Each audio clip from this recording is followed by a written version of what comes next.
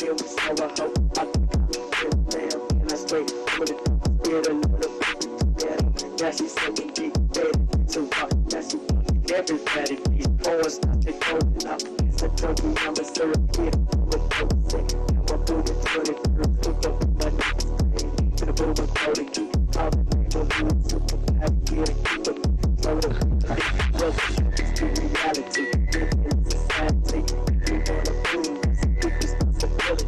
And I'm on my own, you look good as the brother used to boom.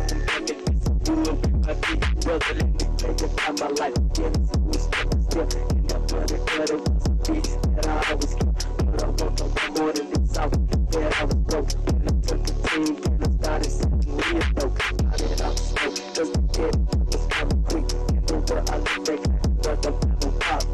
Niggas still be selling shit. Those people know the streets of us. Niggas running everywhere. Trying to put the door bus. But it's over. The niggas in the streets of kids, 7 times straight. Trying to get some motherfucking ears. But you better watch us if the niggas on the creek. He's trying to take the keys and you know that I ain't poetry. So I feel me, so I hope I feel damn. And I straight with it.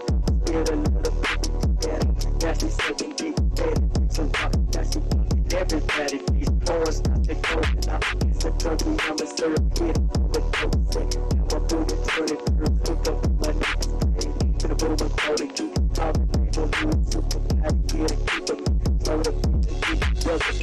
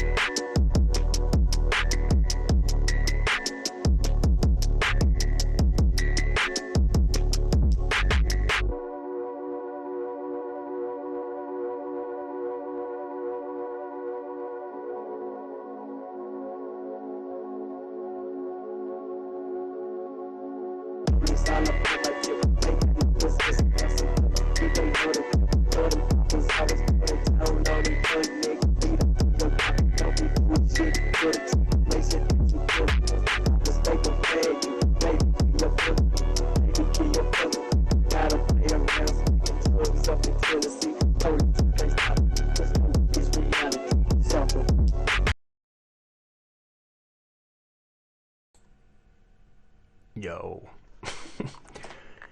what up? It's your favorite grifter, your boy Drew, grifting hard here for Zero Lemons on the D Live. Let me set up my chat. Thanks to everyone that was in here. Hopefully some new people came over from YouTube that weren't able to find me yet. But if you look at the guy I wanted to look into, Martin Luther King. Now, I've heard in the past that this guy is basically a commie. Let's get right into it. And he was there to kind of push that communist agenda they've been pushing through for the past 50, 60 years or whatever, even longer probably, right? Let's look into it. Let's see if there's any validity to the claim. Is he a real guy? Is he actor-based reality? Is he made up? Let's see. And Ben says here, no sacred cows, exactly, right? This guy, you even mention anything could have been wrong about this guy, and people will lose their mind. They'll go batshit. This was one, I don't even know what this is, Reformations USA. One of the things about just the name Martin Luther is, that was, here, where is it? As Karl Marx declared, the first battlefield is the rewriting of history. On almost any given day, you'll be confronted with the deception. The news media and entertainment industry use deceit as their stock in trade. One example of how Christians have bought into the propaganda is how many quote with respect and even reverence sayings attributed to Dr. Martin Luther King Jr. In recent months, I've received numerous communications from friends and respective colleagues circulating quotes that were reported to have come from Martin Luther King. Key speakers at Christian University graduation services repeatedly and profusely quoted from Martin Luther King. At a recent ministers' conference, an overseas guest speaker quoted most positively from Martin Luther King. Trent Eastwood said, "Did you kick me out of the chat?" No, I did not. Are you talking about it in the Discord? If there's a mod in here, could you guys check on that with him? I didn't touch that account at all. When I'm speaking through an interpreter almost anywhere in Africa, when I mention the great German reformer, Dr. Martin Luther, inevitably the translator will say, Dr. Martin Luther King. Many people who are ignorant of the writings and teachings of the great reformer who launched the Protestant Revolution almost 500 years ago quote regularly and often erroneously from Martin Luther King Jr. At many of our camps and courses and during surveys and outreaches in shopping malls, we find people listing Martin Luther King Jr. as one of the greatest people who has ever lived, and as a leader they greatly respect. This led me to research, find out what are some of the facts behind this modern idol. This is what I found. Now, is it an idol or is it a false idol? That's what I want to get into tonight. Let's check it out. Every January, the media go into a kind of frenzy for the so-called Reverend Dr. Martin Luther King Jr. King even has a national holiday declared in his honor, an honor accorded to no other American, not George Washington, not Thomas Jefferson, not even Abraham Lincoln. Washington and Lincoln no longer have holidays. They share the generic-sounding President's Day. A liberal judge has sealed the FBI files on King until the year 2027. What are they hiding? Let's take a look at this modern-day idol. Born in 1927, King was the son of a black preacher, known at the time only as Daddy King. Daddy King named his son Michael. In 1935, Daddy King had an inspiration to name himself after the great Protestant reformer, Dr. Martin Luther. He declared to his congregation that henceforth they were to refer to him as Martin Luther King and his son as Martin Luther King Jr. None of this name changing was ever legalized in court. Daddy King's son's real name is to this day Michael King. So I bet a lot of people don't even know that. His name is not Martin Luther King Jr. His name's Michael King. You got oops. Let's see what happens when I pull up Dr. Martin Luther. Yeah, look at it. It doesn't even pull up the Protestant reformer.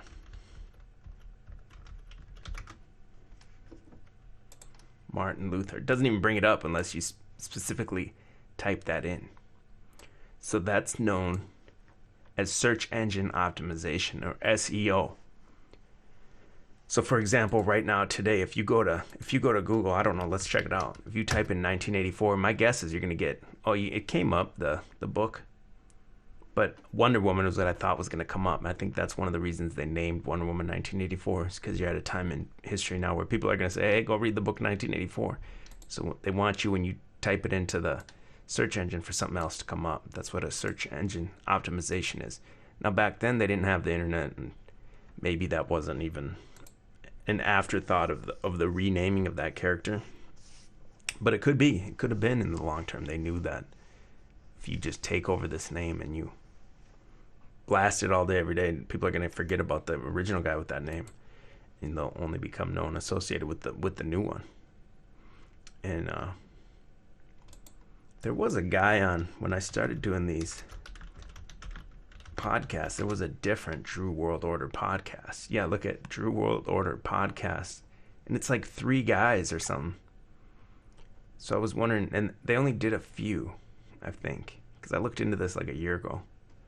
And I almost wonder if they started doing this when I started doing my podcast, if this was just a search engine optimization type thing for my own work. Oh, it looks like they're still going. 50 episodes. They got one from January 4th. I just don't get why it's called Drew World Order, and I think it's like 3 different guys. So that's a weird name. But if you do it bigger, better, and more often than these guys, these guys won't even exist. So give it up, fake DWOs. What else does this guy say here, man? Yeah, I'll just read the bullet points on the rest of this article. Basically says Martin Luther King has a pattern of plagiarism. This one calls him an academic failure, political agenda, academic fraud, communist connections. Let me read that one. King was not a legitimate reverend. He was not a bona fide PhD. His name was not really Martin Luther King Jr. What was left? Just a sexual degenerate with a Marxist agenda. On Labor Day 1957, a special meeting was attended by Martin Luther King and 4 others at a strange institution called the Highlander Folk School in Monteagle, Tennessee. The Highlander Folk School was a communist front, having been founded by Miles Horton, Communist Party organizer for Tennessee, and Don West, Communist Party organizer for North Carolina. The leaders of this meeting with King were Horton and West, along with Abner Berry and James Dombrowski, all open and acknowledged members of the Communist Party USA. The agenda of this meeting was a plan to tour the southern United States to initiate demonstrations and riots. So you guys got to understand, and looking where we're at, looking out the window, that you're in the midst of a full communist takeover. You can call it whatever you want, man. You can call it fascism. It doesn't matter what you call it. It's a full takeover of what you were taught is the traditional American values. Right? So I have a few links up. I don't think I'll go too long tonight. I wanted to just touch base with everyone. I wanted to look this up on my own, so I said, if I'm going to look it up, man, let's look it up online. Why not? Live stream truth, and this is how we do it now. 2021, baby, scorched earth. This is a digitized publication of what year? October 11th, 1991. A committee of scholars appointed by Boston University concluded today that Reverend Martin Luther King Jr. plagiarized passages in his dissertation for a doctoral degree at the university 36 years ago. There is no question, the committee said in a report to the university's provost, but that Dr. King plagiarized in the dissertation by appropriating material from sources not explicitly credited in notes, or mistakenly credited, or credited generally at some distance in the text from a close paraphrase or verbatim quotation. Despite its finding, the committee said that no thought should be given to the revocation of Dr. King's doctoral degree, an action that the panel said would serve no purpose. So even though if you did it, any Joe Blow on the street, whether you're black or white, they'd probably yank your degree. But because this guy pushed the agenda for him, don't even bother doing it. And you can't even question this guy, almost a modern day saint. It's considered blasphemy to even question this guy. But there can't be sacred cows, like Benton said, especially when you look at American culture back from when this was. I mean, I wasn't there at the time, but just looking back, it seems like you had a lot more freedom back then. Today, you got to wear a fucking mask to buy toast. But the committee did recommend that a letter stating its finding will be placed on the official copy of Dr. King's dissertation in the university library. The 4-member committee was appointed by the university a year ago to determine whether plagiarism charges against Dr. King that had recently surfaced were in fact true. Today, the university's provost, John Westling, accepted the committee's recommendation and said its members had concluded the investigation with scholarly thoroughness, scrupulous attention to detail, and determination not to be influenced by non-scholarly consideration. So this isn't me saying he's a plagiarizer. This isn't true. This is the New York Times and in 1991, an entire committee at Boston University was dedicated to this, and they found that he did plagiarize. Now, why would they say that? It would be easier for them to say he didn't. It'd be easier to sweep it under the rug. So that means it had to be so blatant that they had to attach a little asterisk to his degree. Let's see what other links we got about this guy.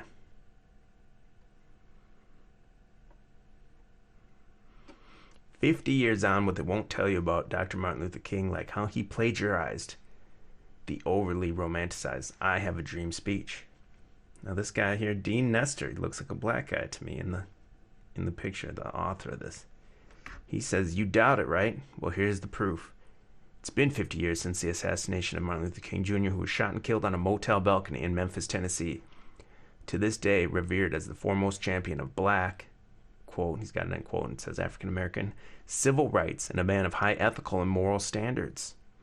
Furthermore, his I Have a Dream speech is revered by many around the world as a work dedicated towards resolving the racial tensions emanating in our societies. However, what is irrefutable is that he plagiarized his dissertation papers for his PhD, as well as a substantial portion of the aforementioned I Have a Dream speech. Little known fact about Martin Luther King Jr. is that he plagiarized his papers for the PhD from work by a man called Jack Boozer. Claiborne Carson, a professor of history at Stanford University, who was selected in 1985 by Mrs. Coretta Scott King to edit and publish the papers of her late husband. The source on that is the King Institute website. Had this to say regarding the issue of King's plagiarism of his dissertation papers. We found that there was a pattern of appropriation, of textual appropriation, and that by the strictest definition of plagiarism, that is, any appropriation of words or ideas, there are instances of plagiarism in these papers." And that was from a New York Times article in 1990. The conclusion by Claiborne can hardly be considered biased or anti-MLK, given that he runs the King Papers Project and was hired to do so by MLK's widow. He simply had no choice but to acknowledge the truth about MLK's plagiarism. This website is called thevoiceslu.com, whatever that is. In 1991, New York Times published another article based on King's plagiarism issue entitled "Boston U," that's the one we just read, "finds plagiarism." The panel concluded there is no question. We just read that. I'll keep going. And that's not all. Some parts of his I Have a Dream speech were plagiarized by Dr. Martin Luther King, as I have previously stated. As George McDaniel and Jared Taylor's book, A Race Against Time, mentions, some of the best-known passages from Dr. King's I Have a Dream speech are taken from a 1952 address by a black preacher named Archibald Carey. Below quoted passages contrast Archibald Carey's 1952 speech against Martin Luther King Jr.'s 1955 speech 3 years later. Archibald Carey, this is his quote, 1952. "My country, 'tis of thee, sweet land of liberty, of thee I sing, land where my fathers died, land where the pilgrims pride from every mountain side, let freedom ring." Isn't that the song? And then Dr. Martin Luther King, "My country, 'tis of thee, sweet land of liberty, of thee I sing, land where my fathers died, land of the pilgrims pride, from every mountainside, let freedom ring." So that's word for word, but isn't that a song though? Archibald Carey said, "Not only from the Green Mountains and White Mountains of Vermont and New Hampshire, not only from the Catskills of New York." Martin Luther King said, "From the prodigious hilltops of New Hampshire, from the mighty mountains of New York." Archibald Carey said, "From Stone Mountain in Georgia to the Great Smokies of Tennessee." Martin Luther King said, "From Stone Mountain, Georgia, from Lookout Mountain of Tennessee." And then both said, word for word, "From every mountainside, let freedom ring." The evidence that many parts of the I Have a Dream speech were lifted from Archibald James Carey's Jr. speech in 1952 is undeniable. It's verbatim in some cases. And to top off the I Have a Dream speech matter, Martin Luther King Jr., after plagiarizing parts of the speech, had the audacity to copyright it so that anyone who plagiarized his own plagiarism could be taken to court. Hypocrisy much? As George McDaniel and Jared Taylor's aforementioned book says, it is clear that King did not take from others because he thought the ideas and words were common property. He copyrighted the I Have a Dream speech, pilferings and all, and vigorously defended it against unauthorized use. King's estate continues to enforce its copyright. USA Today printed the full text speech beginning on the front page. The estate sued. They sued for a speech Martin Luther King gave without any credit to Mr. Archibald James Carey, from whom it originally came. Like many modern-day heroes, Martin Luther King Jr.'s legacy has been romanticized to such an extent that the truth about him, like his plagiarism, for example, still remains unknown 50 years after his death. And here's the author again. Black guy, Dean Nestor, studied at St. Mary's College from 1999 to 2004. Later pursued a college education in English, literature, history, and sociology at Sir Arthur Lewis Community College from 2004 to 2006. It says he's a teacher now. So you got a sacred cow here, modern day saint that you can't question. Bring this up, people would freak out just for you even mentioning these things that are, university investigations. And his own estate basically financed the guy. Guy said it, and the estate even agrees with it. I want to say shout out to the chat. We got almost 100 people in here right now. That's a lot for D Live. It's a lot for me. I appreciate it. Appreciate your time.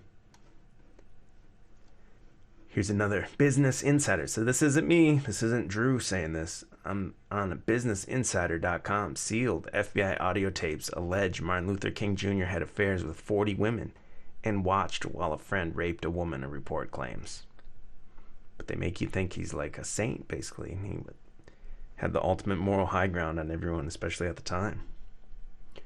FBI documents from the 60s allege Martin Luther King had affairs with 40 women. Guerrero said the memos say King engaged in orgies, solicited prostitutes, and looked on and laughed as a pastor he knew raped a woman. The memos were part of a huge U.S. National Archives data dump in early 2019. The FBI secretly recorded King in years-long effort to discredit him. The tapes themselves remain under seal in the National Archives, and Guerrero's article was rejected by more prominent news outlets. So the story carries many unanswered questions about the accuracy of the FBI material. The King Center, which chronicles King's life, declined to comment on the allegations. The article contains details that some readers may find upsetting. These tapes are sealed until 2027 in the U.S. Nation Archives hold recordings from bugged places in hotels rooms King used in the 60s. While they suspect his aide Stanley Livison was a communist, the King Center declined to comment on the report. The tapes were made as part of the FBI surveillance project that began in 1955 and continued until King was assassinated in 1968. FBI was trying to gather negative information about King in hopes of using it to discredit him. Former FBI Director J. Edgar Hoover was personally motivated to bring down King, according to the Institute. Given that context, and given Guerrero's lack of access to the tapes themselves, in addition to the fact that the Standpoint article has not yet been published, Guerrero's claims raise questions about the accuracy of the evidence and motives of the FBI agents who created the documents. Yeah, so they're going to just say, or the supporters of this guy are going to say, this was, you started at you worked backward from the conclusion. He was a bad guy and you wanted to find evidence of that. It says, Guerrero's work was previously rejected by The Guardian, The Atlantic, and The Washington Post. However, Guerrero's 1986 biography of King won the Pulitzer Prize, so his new material will be difficult to ignore. Guerrero wrote the FBI bugged 2 lamps in King's room at the Willard Hotel in Washington in January 1964. According to the Times, the memo accompanying the tape alleges King looked on and laughed as the pastor of Baltimore's Cornerstone Baptist Church raped a woman in a hotel room. That pastor died in 1991. The FBI documents say King had conversations in which he discussed which women among the parishioners would be suitable for natural and unnatural sex acts, the Times wrote, citing Guerrero's article. When one of the women protested that she did not approve, the Baptist minister immediately and forcibly raped her, the Times wrote, quoting the FBI documents. Guerrero wrote that the FBI agents did not intervene during the alleged rape. According to Garrow's article, which quotes the documents, at the same hotel the following evening, King and a dozen other individuals participated in a sex orgy. When one of the women shied away from engaging in an unnatural act, King and several of the men discussed how she was to be taught and initiated in this respect. King told her that to perform such an act would help your soul, the Times quoted the memo as saying. King, whose wife was Coretta Scott King, has been accused of infidelity in previous documents, but never on the scale alleged by Garrow. He always thought that there were 10 to 12 other women. He told the Times, not 40 to 45. It sounded like he was getting it in many at a time. Garrow said the new information poses so fundamental a challenge to the historical statute as to require the most complete and extensive historical review possible. The memo says King said he launched the International Association for the Advancement of Pussy Eaters, according to Garrow's. Oh man. International Association for the Advancement of Pussy. Look at full communist takeover. They do to guys like this. 2020, 2021, they're just eating ass on the first date now. Back then, he was trying to teach him how to eat the pussy. 2021, they're eating ass. Sick. One other FBI memo is said to describe a prostitute recounting the sexual encounter she had with King and another woman in the Sands Hotel in Las Vegas in April 1964. According to the Times, the memo said King's called a friend to, quote, "Get your damn ass down here because I have a beautiful white broad here. Get your ass down here." The FBI memo is said to have recorded the prostitute as saying that King and the two women had sex. And when King's friend showed up, King watched the action from a close-by position as they too had sex. He was an onlooker. Man. The memo quotes the prostitute as saying she was getting scared as they were getting pretty drunk and using filthy language. She told the FBI interviewer it was the worst orgy I've ever gone through. That's pretty bad, maybe. King was the rallying point for the U.S. civil rights movement from December 1955 until April 1968, when he was assassinated in Memphis, Tennessee, triggering riots in cities all across the U.S. Trent Eastwood says, "Cuck MLK." ML Cuck. What other links do I got up here? Let's see.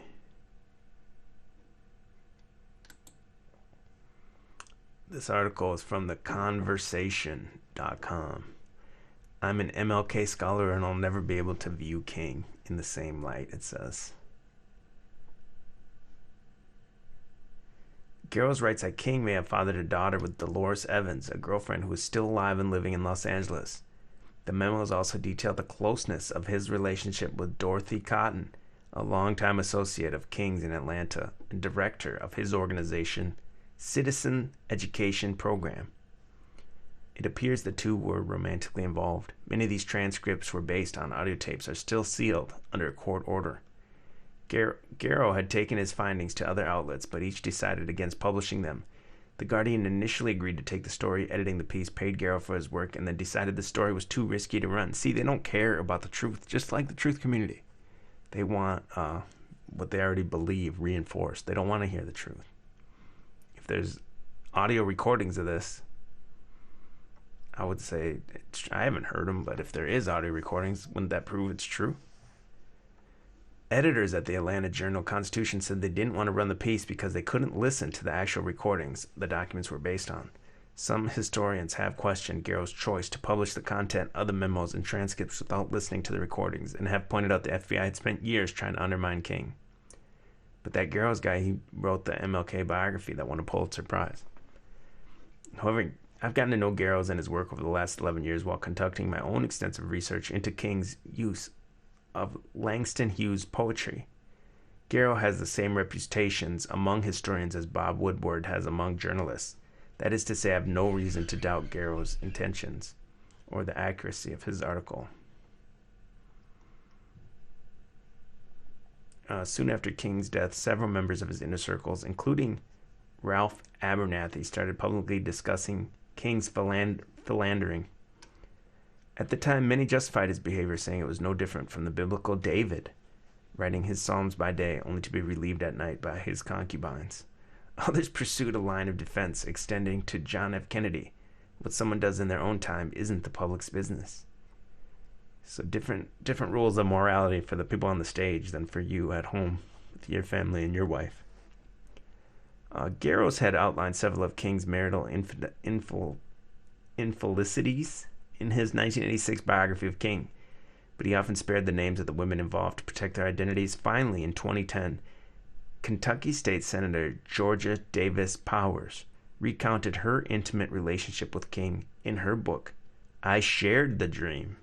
Ooh, man. But what has just emerged takes things to a whole new level. It seems King failed to stop a rape, and then it looks like it gets into that rape story where he's having orgies and laughing.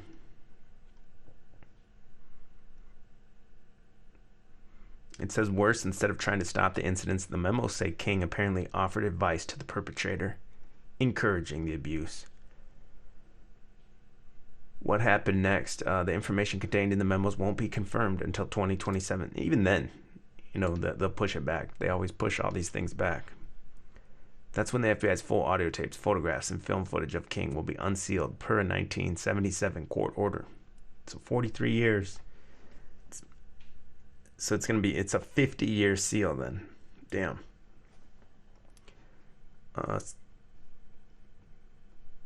It's natural to want to defend King, to say let's wait and see. Others might try to argue that abuse precedes abuse, and that the long legacy of slavery still informed the actions of these revered black clergy who subconsciously became like their oppressors. Oh yeah, let's just make an excuse for it. Meanwhile, the guy's got an entire day dedicated to him. He's got a boulevard in every single state. This legacy, of course, often included white men raping black women and sometimes drowning their children. But I don't think any filter of rationalization could soften this portrait of King. I'm not prepared to wait 8 years, and I've halted my 2 scholarly projects about King. I've also started thinking about what happened next. King exposed nonviolence. If these memos are true, such a stance feels hypocritical. The narrative has just changed, and if scholarship and true biographical research matters at all, one thing is clear. These FBI memos may have forever damaged King's legacy. Well, it's just a white woman out to get him, I'm guessing, right? But yet, Me Too, and you better believe every single person that comes forward with any allegation, whether they have proof or not. But if there's something on an FBI tape, then they're just out to get him. But believe every other unsubstantiated claim.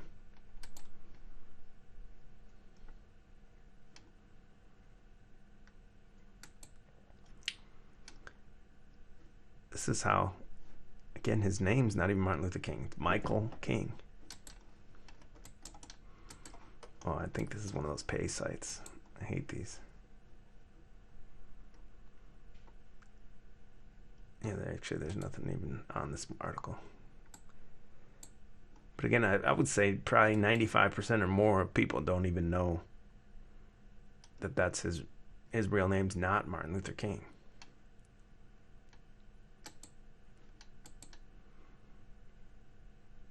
FBI alleges Martin Luther King was a wholehearted communist and held drunken orgies.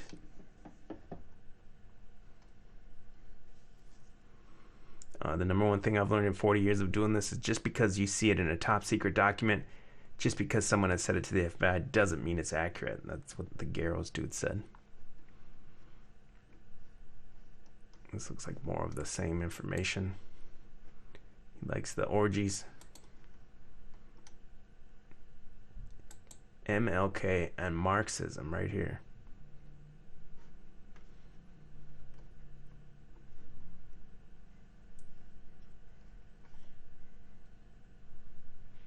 Martin Luther King Jr. on Marxism and Capitalism.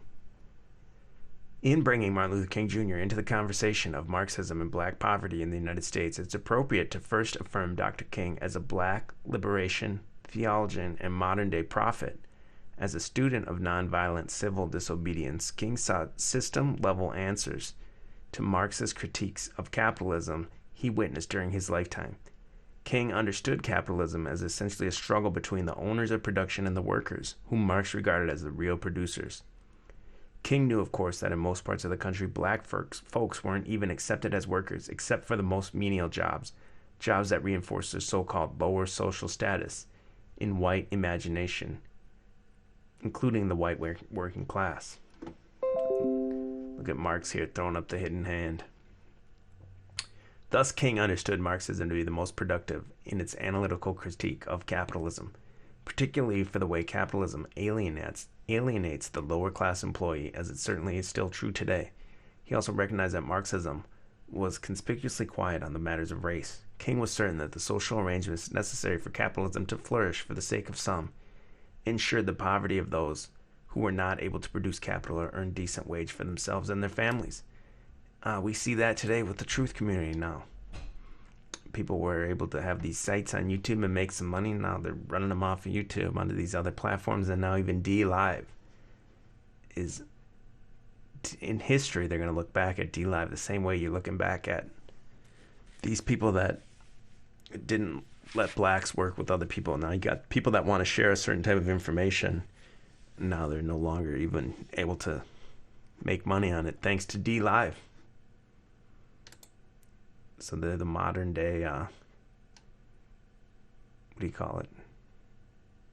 Segregationists, I guess. It's segregation of thought today. King believed truth would never be found completely in one particular socio-economic system, neither capitalism nor Marxism. King's view of Marxism was influenced by the French Catholic philosopher Jacques Maritain, who maintained that addressing communism as one form of Marxist thought understood that communism was the final symptom of the disease of modernity, that Marx's communism was philosophical and metaphysical, not economic, and that communism was a revolt against a Christian world unfaithful to its own principles. So that's how all this pushes forward, right? It's just lukewarm Christians that don't want to be called a bigot or anything like that, and slow inwards are made by organizations like this, and it's just the slow creep into a total transformation of society from what you see from 1955 to today. And that's only, what, 70 years? That's really not that long when you think about it that way. Ben posted this one. He said, Dick Gregory asked, the people are standing on the balcony where he was shot, and they're pointing in the direction of a sniper. Gregory asked, how did they know where the shots are coming from? It does seem basically impossible that these people would brazenly stand in the path of a sniper instead of taking cover. So they all know that there's a sniper there shooting MLK. They all know where it's coming from. They just heard, presumably they're in their room or walking around not paying much attention, and they hear shots fired, and they all gather in one spot and point while there's a photographer there. It's laughable, really.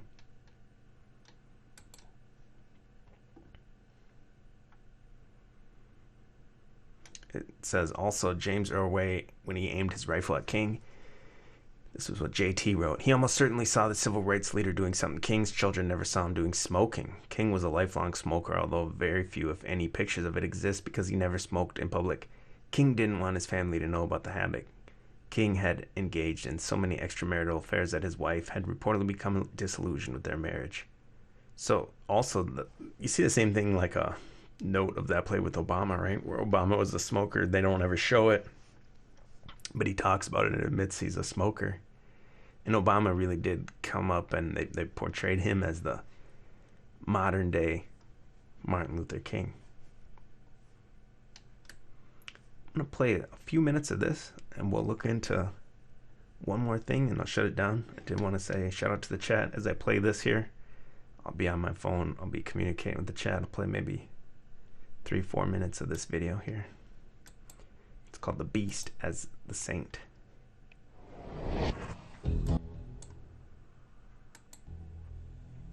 Held weapon. When the communists took over a country, one of the first things that they did was to confiscate all the privately held weapons. But even more insidious than the theft of the people's weapons was the theft of their history. Official communist historians rewrote history to fit the current party line. In many countries, revered national heroes were excised from the history books, or their real deeds were distorted to fit communist ideology, and communist killers and criminals were converted into official saints. Holidays were declared in honor of the beasts who murdered countless nations. Did you know that much the same process has occurred right here in America? Every January, the media go into a kind of almost spastic frenzy of adulation for the so-called Reverend Dr. Martin Luther King Jr. King has even had a national holiday declared in his honor, an honor accorded to no other American. Let's take a look at this modern-day plastic god. Born in 1929, King was the son of a black preacher known at the time only as Daddy King. Daddy King named his son Michael. In 1935, Daddy King had an inspiration to name himself after the Protestant reformer Martin Luther. He declared to his congregation that henceforth they were to refer to him as Martin Luther King, and to his son as Martin Luther King Jr. None of this name-changing was ever legalized in court. Daddy King's son's real name is to this day Michael King. The first public sermon that King ever gave in 1947 at the Ebenezer Baptist Church was plagiarized from a homily by Protestant clergyman Harry Emerson Fosdick entitled "Life is What You Make It," according to the testimony of King's best friend of that time, Reverend Larry H. Williams. The first book that King wrote, Stride Toward Freedom, was plagiarized from numerous sources, all unattributed, according to documentation recently assembled by sympathetic King scholars Keith D. Miller, Ira G. Zepp Jr., and David J. Garrow. And no less an authoritative source than the 4 senior editors of the Papers of Martin Luther King Jr., an official publication of the Martin Luther King Center for Nonviolent Social Change Incorporated, whose staff included King's widow Coretta, stated of King's writings at both Boston University and Crozer Theological Seminary, quote, "Judged retroactively by the standards of academic scholarship, his writings are tragically flawed by numerous instances of plagiarism. Appropriated passages are particularly evident in his writings in his major field of graduate study, systematic theology," close quote. King's essay, The Place of Reason and Experience in Finding God, written at Crozer, pirated passages from the work of theologian Edgar S. Brightman, author of The Finding of God. Another of King's theses, contemporary... I gotta add the dramatic music like that, man. Just adds so much to it. I guess the ultimate test of this guy, what he did, what was his effect on society, would be if I can find the statistics. I guess what you do is go look at black family structure in decline since the 1960s. If he did such great things, and if it was such a great accomplishment, then black people's families and wealth should be increasing ever since then. Is that the case? Let's see what it says here. According to datacenterkidscount.org, research shows that in 2015, 66% of African American kids were parented by a single parent. Of course, this doesn't mean that both parents are not sharing the responsibility of raising the child, but at this rate, there's an alarming number of children not having a biological two-parent home experience. Now, that's across the board, whites and blacks, and that seems to be the number one thing that they want to do in this, whatever you call it, communist takeover, the full takeover, breakdown of traditional American values. To me, that's what is the nuclear war. That's the war against the nuclear family. They don't care as long as they break it up. I think they'd prefer you went to your mom, and you have generations now of boys raised by women. Then they go to school all day, and most of the teachers are women. But I think they don't care either way as long as the family's broken up. Yet there are many children who will never experience having both biological parents to share in their livelihood. More than not, mothers are the main source of raising children, which means fathers are the common absent parent for most children who grew up in single-parent homes. Yeah, because I've been in that family court system, and it's unbelievable, the shit that I've seen, where I've been railroaded almost every time. And in just my particular case, that my ex-wife got anything and everything she wanted, and any like outstanding debts or anything like that was put on me just because I'm a man.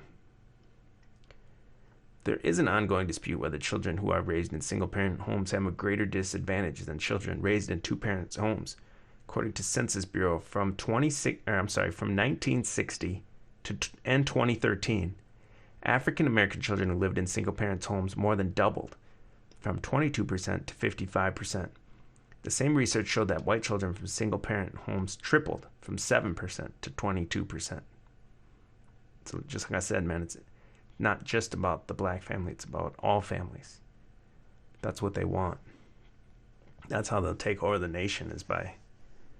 It's if you have strong family at home, and you're gonna have a strong family is gonna live in a strong community. Strong community is not gonna need to be micromanaged by a government.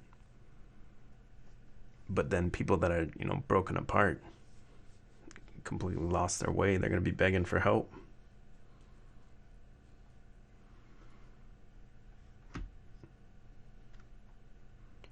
Research has shown there's 40% chance of first-time marriages ending in divorce.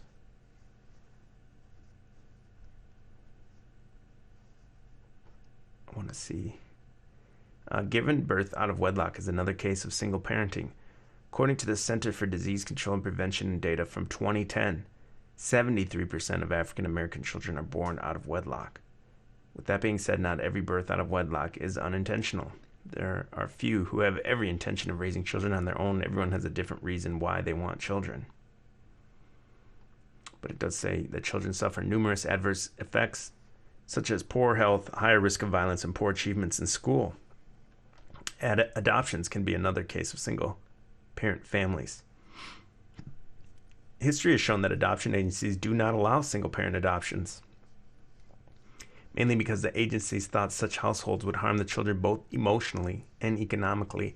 However, most recently, many states have begun to allow single-parent homes with exceptional circumstances. According to the Adoption History Project in 1965, Los Angeles Bureau of Adoptions was the first to organize an effort to enlist single parents to adopt.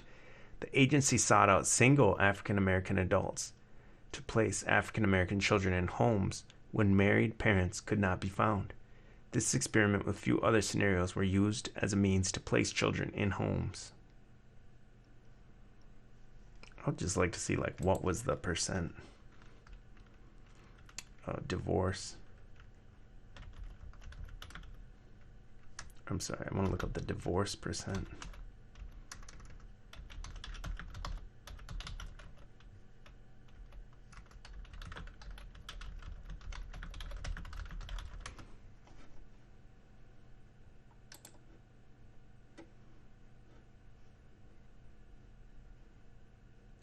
What is the divorce rate for African Americans? The second highest ratio was found among Hispanic women, followed by white women and black women. Black women were the only group that had a higher divorce rate than marriage rate, with nearly 31 divorces per 1,000 married women aged 15 and older, and only 17.3 marriages per 1,000 unmarried women. I'd like to see the past 50 years, though.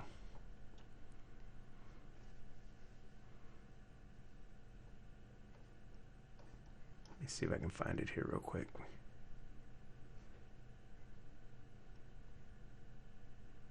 Either way, I think you don't even have to really look it up to know that divorces across the board have just gone up. And my whole point is, if Martin Luther King was such a great champion for black people and black family, then they should be staying together as a family more often, right? That's what I would think.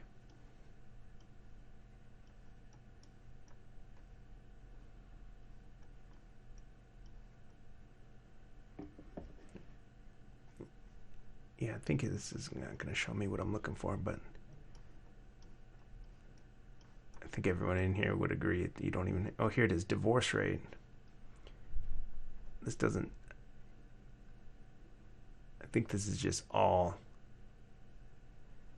people. You went from a divorce rate in the United States, 9.4% of marriages ended in divorce in 1960, and in 1988 you had 21%. It's obviously way more than that now.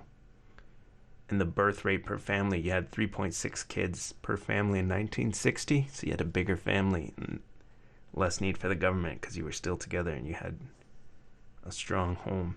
And then in 1988 it was down to 2.1 children. Now again, it's going to be way less than that now. It's probably getting closer to 1 nowadays.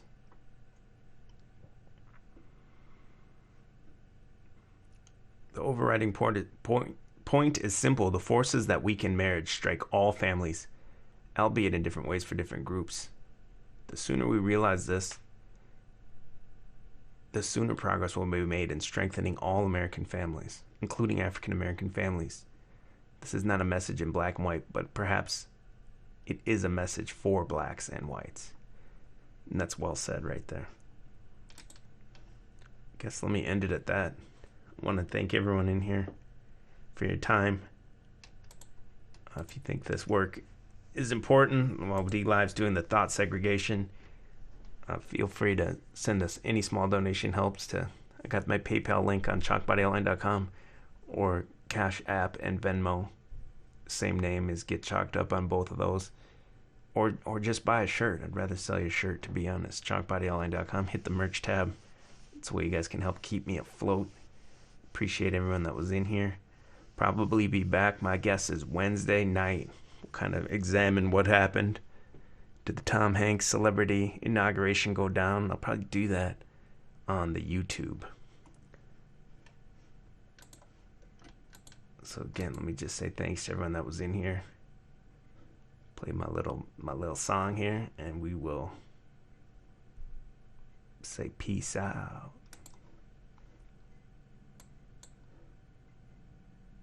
Wanna deal with how I hope I can I straight with it spirit a little bit. Yeah, she's taking deep dead so hard. Yeah, she everybody please force not to go up. It's a trophy, I'm a syrup here with posing. And we're moving to it. Look up my next day. To the boom of the keep up. We'll do it super happy here. Keep it so the it's to reality. It's society. You wanna prove responsibility. I'm on my own, keep my feelings. The brother used to go and make it. My big brother, let me take it out my life. Yeah, this is still. And that brother was a piece that I always kept. But I want no more than this. I was that I was broke. And I took a team and I started selling real dope. I did out the smoke, cause the kid was coming quick. And over I look back, but don't have no pop. Niggas still be selling shit. Those people with exclusive was. Niggas running everywhere. Try to pull the door, was dead. It is over. The niggas in the streets of PS7 turns great. Trying to get some motherfucking ears that you better watch us if the niggas on the creek. These try to take the keys and you know but I ain't poetry. So wanna deal with how I hope I can damn. And I straight with it. Spirit a little bit better. Yeah, she's taking deep dead. So hard. Yeah, she everybody please force not to go up. It's a trophy, I'm a syrup here with posing. And we're moving to the curve. Look up my next day. To the boom of the keep up. We'll do it super happy here. Keep it so the keep broken.